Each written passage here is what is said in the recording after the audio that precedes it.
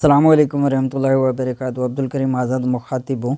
آج کا ہمارا موضوع ہے غشی اور بے ہوشی، خاص طور پر نیو طالب علم جو طب سے لگاؤ رکھتے ہیں، ان کے لیے یہ انتہائی بہترین ویڈیو ہے جس میں ہم تشریح کے ساتھ غشی اور بے ہوشی کا بنیادی فرق سمجھائیں گے اور ساتھ ساتھ اس کا اصولی علاج مجرب نسخہ جات سے آپ کو روشناس کرائیں گے۔ عموماً اس وقت دقت پیش آتی ہے جب کوئی مریض ایسا آئے جو بے ہوش ہو لیکن اس کی شناخت نہ ہو رہی ہو کہ یہ بے ہوش کیوں ہوا ہے، یہ غشی ہے یا بے ہوشی ہے۔ یقینی طور پر کچھ کہنا مشکل ہوتا ہے، ان دونوں کا بنیادی فرق بیان کرتے ہیں تاکہ تشخیص میں آسانی رہے۔ غشی میں مریض اچانک بیٹھے ہوئے یا چلتے ہوئے ہوش و حواس کھو بیٹھتا ہے، اسی حالت میں بے قابو ہو کر گر جاتا ہے۔ وید کی مشہور کتاب امرت ساگر میں صفحہ نمبر 112 سے 113 پر غشی کی علامات کچھ اس طرح لکھی ہے کہ غشی کے ساتھ پیاس ہو اور منہ سوکھ جائے، پیشانی گرم رہے، اندھیرا اور چکر آئیں، تالو میں گرمی ہو، آنکھوں اور چہرے کا رنگ زرد یعنی کہ پیلا ہو، تو یہ سب صفراوی علامات ہے یعنی کہ پت دوش کی علامات ہے۔ اس کے برعکس بے ہوشی میں مریض اچانک بے ہوش نہیں ہوتا، مریض بیماری کی وجہ سے آہستہ آہستہ کمزور ہو کر بے ہوش ہوتا ہے۔ بے ہوشی والے مریضوں میں عموماً یہ علامات دیکھی جاتی ہیں جس کو امرت ساگر صفحہ نمبر 113 پر کچھ اس طرح بیان کیا گیا ہے: گہری نیند آئے، سوئے ہوئے منہ میٹھا رہے، منہ سے رال بہے، کھانے کی جو شدت یعنی کہ بھوک ہے وہ نہ ہو، بدن بھاری رہے، چکنی میٹھی ٹھنڈی بلگم یا کے وغیرہ آئے، تو اس کو کف دوش کا مرض یعنی کہ بلگمی مرض کہا گیا ہے۔ کف دوش آیورویدک کے مطابق کف دوش کی وجہ سے یہ بے ہوشی کا مرض لاحق ہوتا ہے۔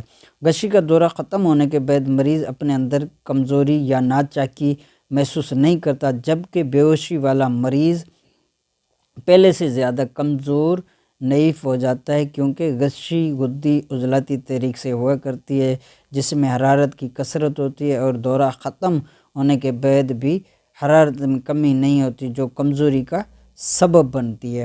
بے ہوشی اعصابی تحریک میں ہوتی ہے جس میں حرارت کا اخراج بہت زیادہ ہوتا ہے، رد عمل کے طور پر عضلات کو حرارت پیدا کرنی پڑتی ہے، اس اضافی کام کی وجہ سے عضلات کمزوری محسوس کرتے ہیں، مریض کو کمزوری کا احساس ہوتا ہے۔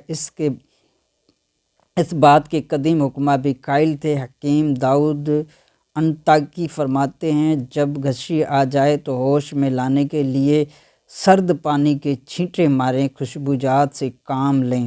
اسلامی دنیا کے نامور اتباع کی تحقیق کے ساتھ وید بھی اس کی تائید کرتے ہیں۔ ٹھنڈے پانی سے صفرا کی غشی دور ہوتی ہے، کافور، چندن، ٹھنڈی چیز کے ملنے سے غشی بے ہوشی دور ہو۔ امرت ساگر صفحہ نمبر 114۔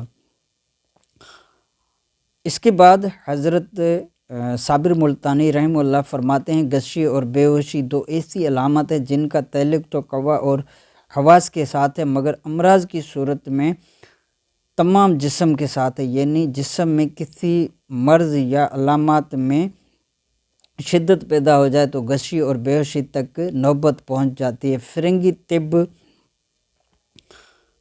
فرنگی طب نے غشی و بے ہوشی کو ایک ہی مرض لکھا ہے، صرف کمی بیشی کا فرق ہے، یعنی تکلیف خفیف ہو تو غشی اور اگر تکلیف زیادہ ہو تو پھر بے ہوشی ہوتی ہے، لیکن یہ بالکل غلط ہے۔ جاننا چاہیے کہ غشی ضعیف عضلات کا نام ہے اور بے ہوشی اعصاب و دماغ کی شدت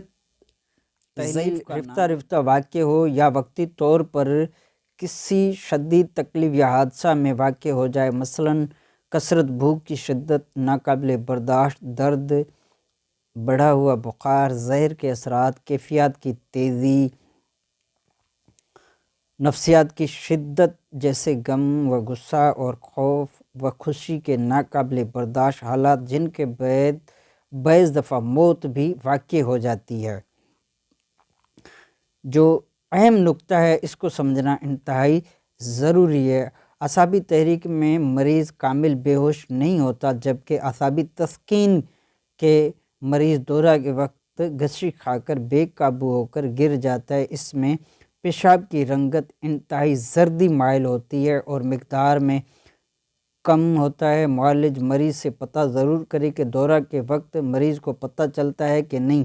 اگر پتہ چلتا ہے تو اعصابی عضلاتی تحریک سمجھو، اور اگر مریض کو کچھ پتہ نہیں چلتا تو غدی عضلاتی تحریک سمجھو، یعنی کہ غدی عضلاتی تحریک سے مراد صفراوی مرض سمجھو۔ غشی کے مریض کو دورہ کے بعد ہی پیشاب آتا ہے، وہ بھی انتہائی زردی مائل۔ غشی کے مریض کو مفرحات اور خوشبودار اشیاء، اعصابی ادویہ استعمال کرانا ضروری ہے۔ بے ہوشی والے مریض کو محرکات، عضلات استعمال کرائیں، اللہ تبارک و تعالی کرم فرمائیں گے۔ اس کے بعد میرے پاس جو اس وقت غشی کا مریض زیر علاج ہے، جو انتہائی صفراوی مزاج کا حامل ہے، اس کو دن میں 3 سے 5 بار غشی کے دورے ہوا کرتے تھے، یہاں تک کہ کبھی کبھی دن میں 11 دورے بھی ہوئے ہیں۔ عموماً مہینے میں 5 سے 11 دورے لازم ہوتے ہیں، جس کا علاج کچھ اس طرح کیا گیا ہے جیسا کہ ہم دکھا رہے ہیں۔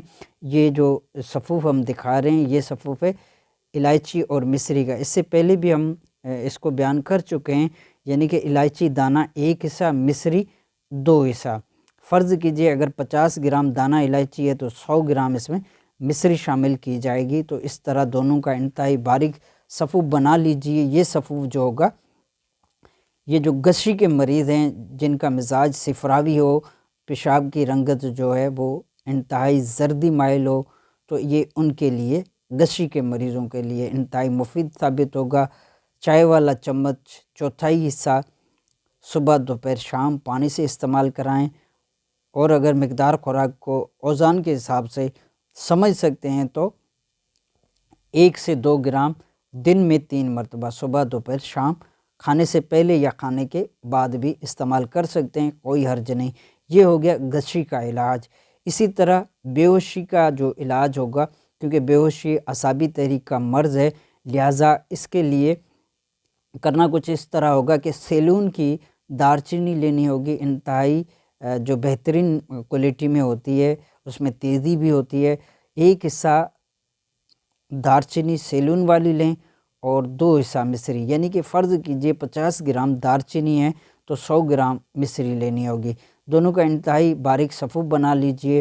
2 سے 4 رتی مقدار خوراک جو دار چینی والے صفوف کی ہوگی، یعنی کہ جو مریض بے ہوشی کا جن کو دورے پڑتے ہوں ان کے لیے دار چینی کا صفوف استعمال کیا جائے گا، اور جن کو غشی کے دورے پڑتے ہوں ان کے لیے الائچی کا صفوف استعمال کیا جائے گا۔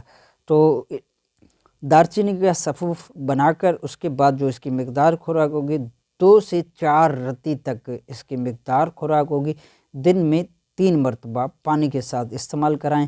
انشاءاللہ عز و جل اس طرح دونوں نسخہ جات کے استعمال سے غشی اور بے ہوشی کا یقینی 100% علاج کیا جا سکتا ہے۔ آپ کی دعاؤں کا طالب، عبدالکریم آزاد۔